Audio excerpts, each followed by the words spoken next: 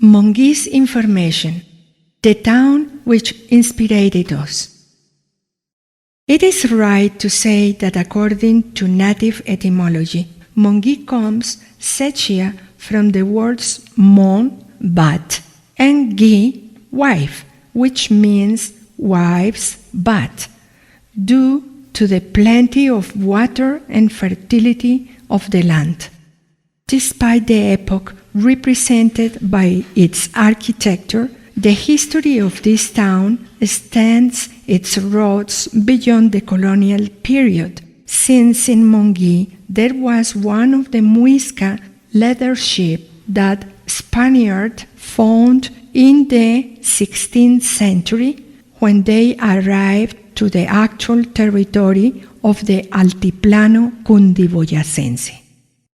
In the mountains of the east of Boyacá and protected by Osetà's wasted land, there is Monguí, town catalogued as Patrimonial Town of Colombia and Humanity, title given to recognize its importance and cultural good. The ones who have transited its streets understand why these denominations recognize its beauty, expressed in a variety of architectonic jewelries which are witness of the colonial past, such as its basilica and the old monastery of San Francisco. The craft balls from Monguí. In 1934, local from Monguí, Frolian Ladino Agudelo, traveled to the Colombian-Brazilian border to serve the army. Being in a Brazilian town, he learned the job of crafting balls sewed by hand. When he returned, he established a tannery and transmitted his knowledge to 12 people from the town, who would be later known as the 12 Apostles. Frolian moved to Duitama and began trading with the balls made in Monguí. Later, his brother Manuel Ladino created a small company in which around 350 rural families worked, helping spread Ladino's brother's wisdom. Today, there are more than 80 factories that build sewed balls in Monguí, and the handcraft is recognized as a knowledge transmitted from generation to generation. The Calicanto Bridge was built with a mixture of materials from the region, and it was meant to cross the Moyas River. It was raised by architect Martín Polo Caballero back in the 17th century. The costume-breast poets known as La Maruja says that the first stage of the construction of this bridge took place from 1550 approximately until 1551. The second stage was the decoration of the bridge held in 1750. Monguí among Pueblito Boyacense. As well as the town which we represent in this block, it gathers all the colonial architecture with internal and external balconies and cabinets, color green, golden, and red of its carpentry, its window La Chismosa, famous in Monguí as famous in Pueblito Boyacense, a town where first appeared the beautiful concept of Nile windows, balcón arrodillado or ventana arrodillada. We represent the Calicanto Bridge with our own version of the Moyas River, which is supplied by a server of Monguí's square in Pueblito, the Rana Frog, the monument of La Balonera in scale 1:1, a replica made by Heriberto Pérez, one of our artists, stone sculpture master, and the statue of the Indio Rómulo, great costumbrist poet, known as well for his incomparable declaim style.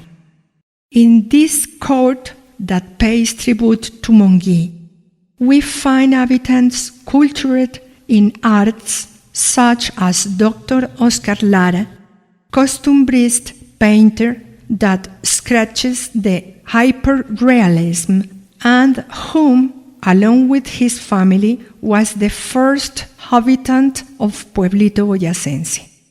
Dr. Lara, from his loft, which has one of the best views of Pueblito and its surrounding mountains, gets inspiration of the creation of his art, deep and beautiful painting, which transmits feelings of admiration and reflection that fill the spirit with beauty, with marvelous colors, and industriousness with no limit. Dr. Lara's art has always played a mediator role and powers the communication, because through his creation he not only transmits emotions but also messages, and makes us think about social problems or life in general related greatly to the Boyacense ancestor. The artistic view is inherent between generations, so that this reflects in the artistic process that since small, Oscar Lara's daughters have been developed. Jessica Juliana currently continues her process in Canada, where she produces and sells her art.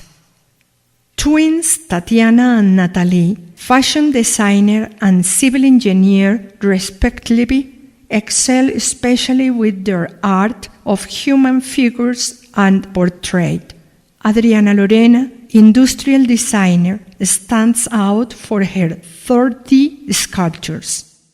None of my work is far from what I think, feel, or want, nor my hits and mistakes. They have been a challenge that have taken me to my artistic realization, expressed Luis Alfredo Rojas Calderón, resident of Monguí Court.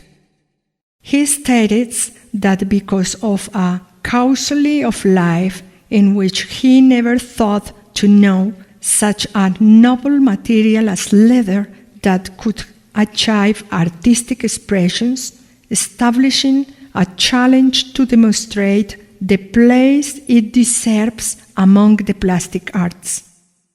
Appreciating the art of Master Rojas turns wonderful and significant, the artist of relief and fantastic realism who generate emotions.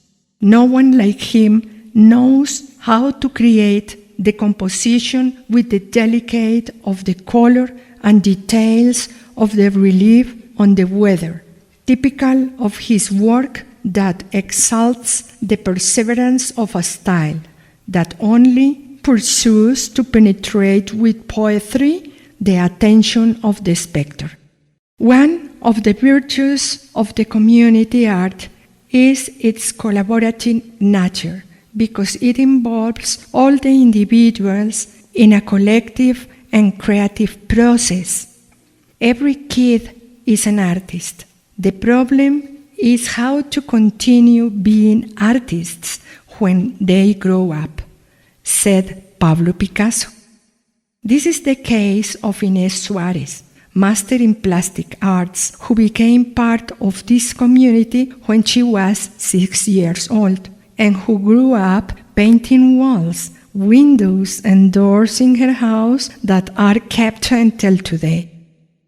Inés says that for her art, if as a reflection of a human culture, that's why it works to keep the cultural patrimony of people and transmit it from generation to generation. Besides, it is subjective.